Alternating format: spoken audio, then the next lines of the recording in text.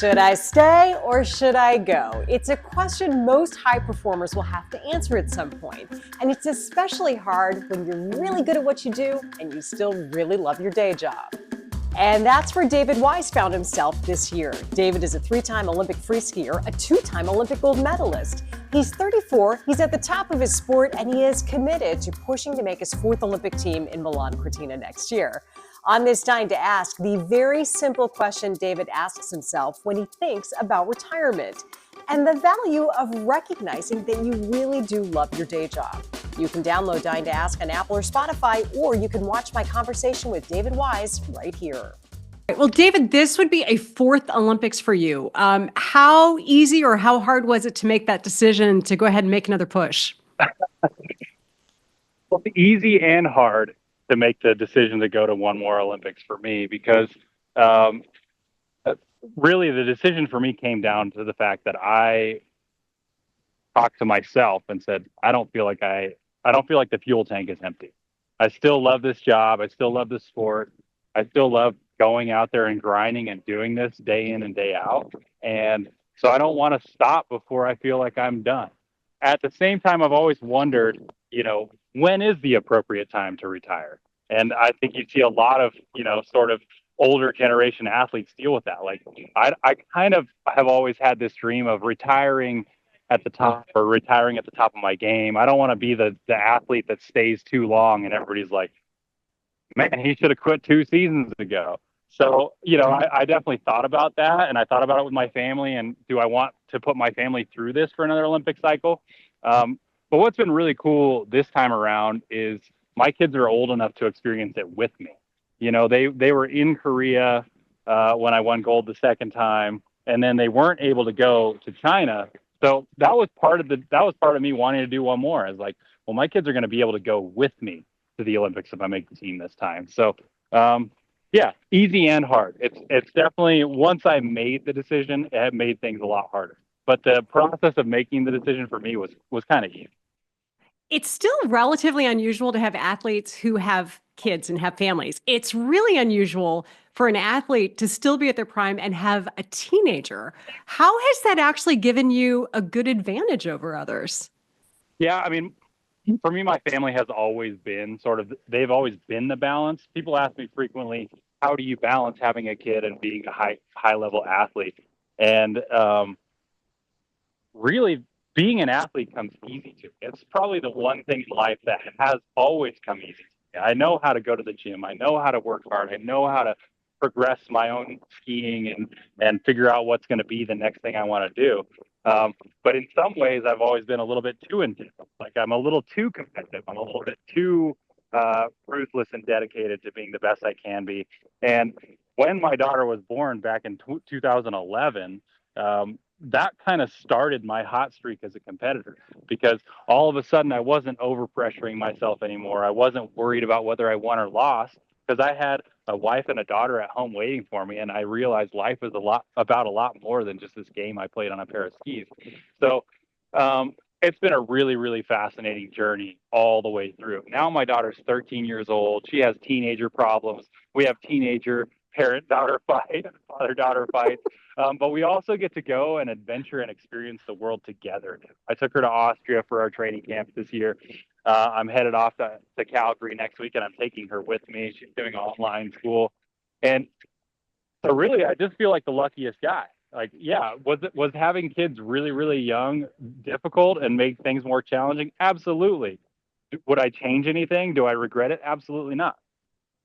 That's awesome. You have always been known as the strategy guy. So what's different about the strategy now, being the age you are and going for a 4th Olympics? Yeah, I mean, that's probably part of what I love about halfpipe skiing is the strategy. It's not just about doing your best run every single day all the time. It's more about when are you going to do your best run and how are you going to empower yourself to do so. So as I've, as recovery has started to take longer and longer and longer, my strategy has gotten a lot more calculated. I know exactly what it is I want to be doing by Italy in February 2026. And in order to reach that goal, I have to be a lot more calculated about how I do it. Just last week at X Games, I had a random like cotton edge and slammed, and it set me back 2 weeks. Like I had to take 2 weeks off, and I was like, wow, I got to be a lot more careful about how I approach this sport because these nagging injuries are so much more catastrophic now. But I just I always tell people when they tell me I'm old, I cite the data and I say, listen, the male human body physically peaks at age 34. So I'm just at my peak right now. I mean, you only got your prefrontal cortex 10 years ago, right? Yeah, exactly. Yeah, exactly. I've only been supposedly emotionally mature for 10 years. So So if you make it to Italy at 35 next year, you would tick a lot of lines in the books. Speaking of the data, right? How motivating is that for you? I mean, I've never been all that motivated by data. For me, the journey has always been about what do I want to accomplish on a pair of skis, and how am I going to get there? I do love looking back. I guess data for me is more retrospective. Just this past X Games where I pulled out because my knee was super swollen and stiff. It was the first X Games I've ever missed in 15 years. So like it was going to be my 16th year.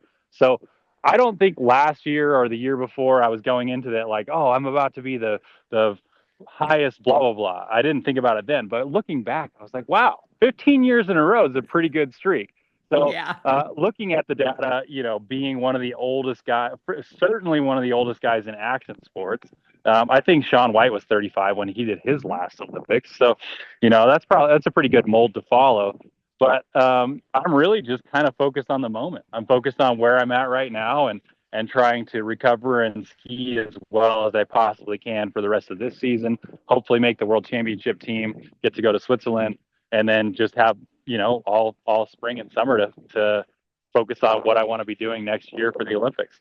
I mean, how awesome is it to still be enjoying your job as much as you clearly are at this point? That was part of the easy decision to go for one more, is because I still love the job. And I've had, fellow athletes retire and I could kind of tell that they no longer loved it. And that was an easy indicator for me. Like, yeah, it's appropriate. It's time for you to move on. But I haven't stopped loving doing this yet. So I'm just. And then tell me a little bit about the partnership you now have with Sugar Bowl. Yeah. The beauty for me is I grew up skiing and competing at Sugar Bowl. It's always been one of my favorite local resorts. And they're making a huge push towards sort of bettering the future of terrain park skiing, just the future of youth skiing and snowboarding in general. And so, again, another easy answer. Do I want to partner with a resort that wants to build good facilities and empower the next generation of skiers and snowboarders to be the best they can possibly be? I don't want to be the last Olympic gold medalist from this area. So it's easy to partner with Sugar Bowl because they don't either. So one last question. The last 2 Winter Games took place in Asia. Going to Italy now, it's a return to Europe. Is that an advantage for our Tahoe-based athletes? The biggest advantage I would say for Tahoe-based athletes is the fact that we are pretty adept at competing in all types of terrain. Sometimes it's icy in Tahoe. Sometimes there's 4 feet of snow. Sometimes it's somewhere in the middle. Sometimes it's slushy. And that has definitely contributed to my success in my career because I really did grow up skiing. We just skied. We went out and skied no matter what it was like. And going to Italy, it might be slushy or it might be cold and icy or who knows. So that is definitely an advantage that the Tahoe area athletes have for sure. Great. David, I could talk to you all day. You're one of my favorites to interview over the years. You make it so easy and you always have great insight. So thank you so much for setting some time. Good answers. Well, I appreciate that. Hey, thank you. All right. Thank you. Yeah, have a good one. I'm Deirdre Fitzpatrick, morning news anchor and host of Dying to Ask. My guests wrote the book, launched the product, won the race, or cracked the ultimate life hack to live bigger by living smarter. This opened up a door and things will never be the same again. One thing I've learned is that you have to think it before you can do it. Join me for the podcast that pulls back the curtain on the people who turn big dreams into real life success. Isn't that an awesome thing to be able to say about any career? Subscribe to Dying to Ask wherever you listen to podcasts.